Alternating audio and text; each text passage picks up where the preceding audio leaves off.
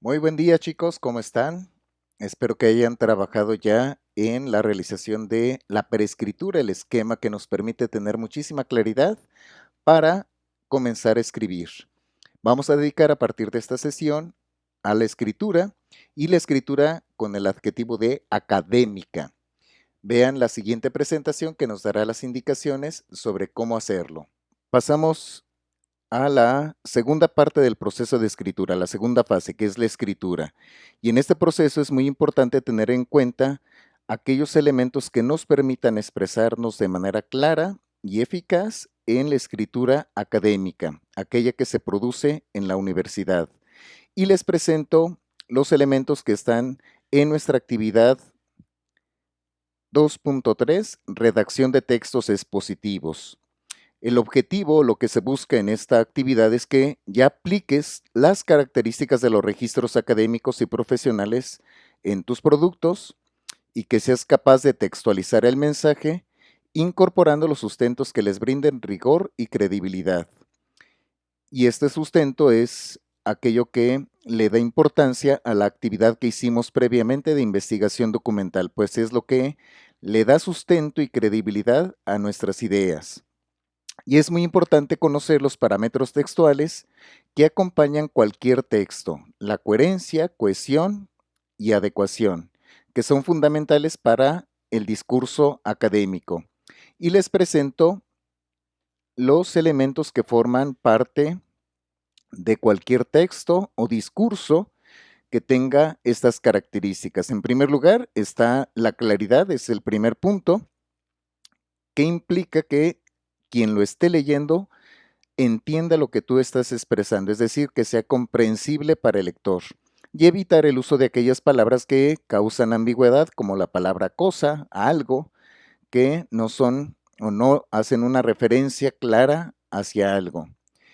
El segundo paso es la corrección, las normas del idioma, es decir, que se respetan todas las normas de corrección lingüística y es muy importante que vayas teniendo muchísima claridad de tus ideas y de cómo se van uniendo unas con otras a través de los signos de puntuación y no perder nunca el sujeto que está realizando la acción, el verbo o los verbos que están realizando la acción del sujeto y sus complementos.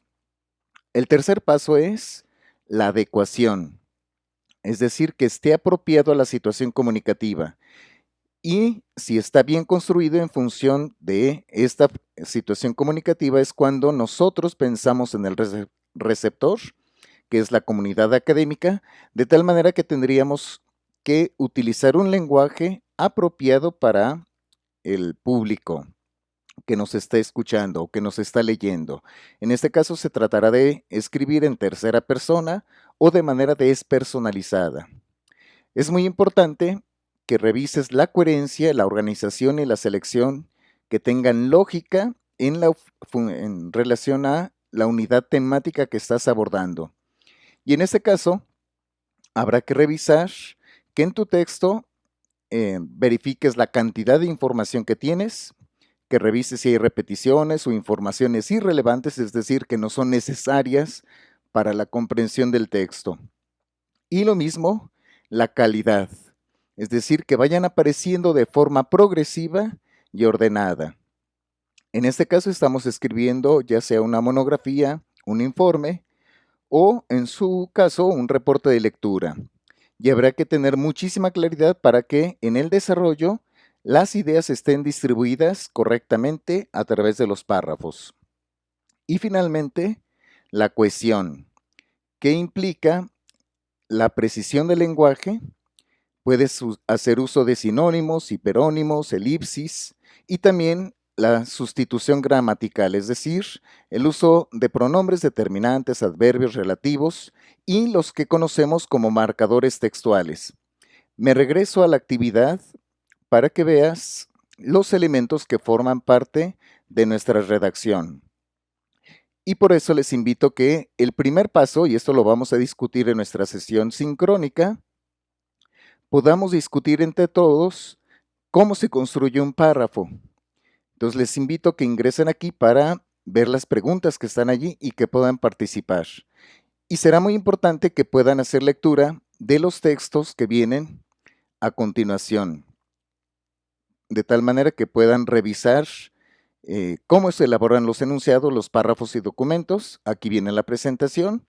Lo mismo al momento de pensar en nuestra introducción y conclusión, que puedan revisar el documento que aparece adjunto. Se los muestro para que sea claro para ustedes. Este es el documento. Y vienen distintos tipos de introducción. Hay diversas maneras para presentar una temática que nos permita presentar la información.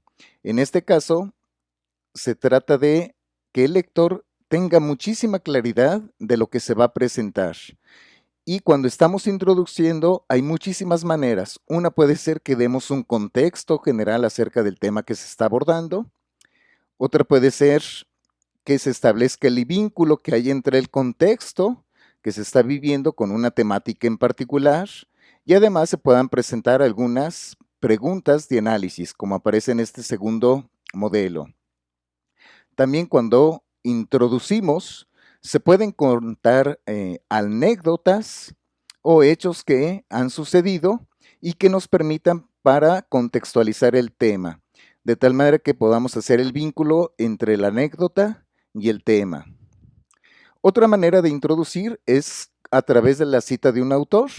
Además de haber presentado la temática, se le da sustento a partir de la cita.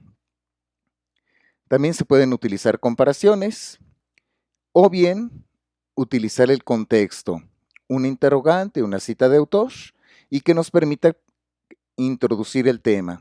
En todos los casos se utiliza una oración bisagra, que es la que nos permite vincular el primer párrafo con lo que vendrá enseguida en el desarrollo. Si se fijan en este ejemplo y lo subrayo, dice: en las siguientes líneas se analizará a través de los medios de comunicación la visión que se tiene de la mujer. Y es una introducción que ya nos permite vincular con lo que vendrá más adelante en el texto. En el ejemplo anterior se decía: a continuación se detallarán los principales peligros que podrían generar este tipo de alimentos genéticamente beneficiados. Pero ya da paso. Lo mismo utiliza el párrafo anterior, había utilizado la misma oración bisagra. A continuación, en los siguientes párrafos, y dice lo que se va a desarrollar. El siguiente ejemplo presenta: a continuación, se presentarán las causas que han hecho del cine actual un producto internacional. Es decir, en cada uno de los casos hay una oración bisagra que permite dar continuidad a la lectura, porque está presentando lo que se va a desarrollar en los siguientes párrafos, como aparece en el primer ejemplo. Y lo mismo sucede en la conclusión. Y me voy a los ejemplos de la conclusión. Siempre comienza con un conector de conclusión. En este caso está utilizando en síntesis. Se puede utilizar en conclusión. En síntesis lo vuelven a utilizar en conclusión. Y hay diversas maneras para hacerlo. Vean los ejemplos. Aquí se hace una síntesis de los elementos más importantes. Ya no surgen nuevas ideas, sino simplemente se dan una síntesis de lo que se describió anteriormente y se señala aquel punto que fue más relevante. Otra manera de concluir es cerrar el discurso dejando preguntas abiertas para que el lector tenga posibilidad de pensar o de articular sus propias respuestas. También puede hacerse un punto de comparación y en este caso ya pasamos a la opinión personal, es decir, cuando ya podemos comparar lo presentado con algunas otras situaciones que se estén viviendo. O también podríamos terminar con una cita de autor que nos haya parecido más relevante para poder cerrar nuestro texto. Y lo mismo aquí aparece, se cierra con una cita de autor de manera mixta y los interrogantes. En cualquier caso, es muy importante que tengas muy claro cómo vas a articular tu documento para ir presentando la información. Y el siguiente documento que se presenta en el desarrollo de la actividad son los nexos o las palabras que nos ayudan para transitar de una oración a otra. Y si se fijan, hay muchísimas maneras para ir organizando las ideas porque nos permiten darle jerarquía y acomodo a nuestras oraciones dentro de un párrafo y en el texto. Para organizar las ideas, tenemos toda esta tabla de nexos o conectores que nos permiten unir una idea con otra. Siempre se utiliza un signo de puntuación previo porque vamos a iniciar una nueva oración a partir de este nexo. Por ejemplo, cuando utilizamos los nexos de oposición, nos permiten iniciar oraciones adversativas, porque vamos a decir lo contrario de lo que previamente habíamos destacado. Hay otras que nos ayudan a estructurar las ideas y que pueden ayudarnos para hacer distintas cosas, como introducir, hablar de un nuevo tema, indicar los espacios en los que se dé algo, distinguir partes, y entonces podríamos utilizar por un lado, y cuando lo hacemos, más adelante tendríamos que utilizar por otro. Es decir, no puede estar solamente por un lado, sin su complemento que sería por otro. Lo mismo sucede cuando utilizamos aquellos que nos dan orden, como en primer lugar, primeramente, y si utilizamos ese, tendríamos que utilizar más adelante, en segundo lugar, etc. Hay otros que hacen hincapié, detallan, resumen, indican el tiempo, indican unión, etc. Es decir, para cada una de las oraciones que estamos construyendo, nos ayuda muchísimo el tener los nexos y conectores que nos ayudan a unir las ideas y los párrafos. Y les dejo este enlace, que es un diccionario de las partículas discursivas del español. Es muy interesante porque nos permite profundizar en este tema de los nexos y los conectores. Todo esto es importante antes de comenzar la actividad de la escritura del texto informativo. Yo les pido que tomen nota de la retroalimentación que les daré, de la actividad que ya entregaron sobre la planeación, que revisen todos los elementos de la redacción de textos expositivos y escriban su primer versión. No es la versión definitiva, pero sí tendría que tener todos los elementos que se quedarán expuestos. De ahí que pasemos a la actividad de la escritura en la actividad 2.3.1. Este es el foro en el que van a participar y aquí está la actividad. Dejo nuevos links que les permitan profundizar en el conocimiento de los elementos de la escritura académica. Todos ellos nos permiten profundizar y conocer de manera más amplia aquellos elementos que se evalúan cuando nosotros escribimos académicamente.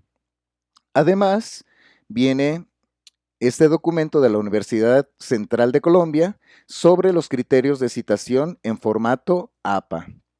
Habrá que subir el trabajo a la plataforma y no olviden revisar la rúbrica o los elementos que van a estar calificados en el texto.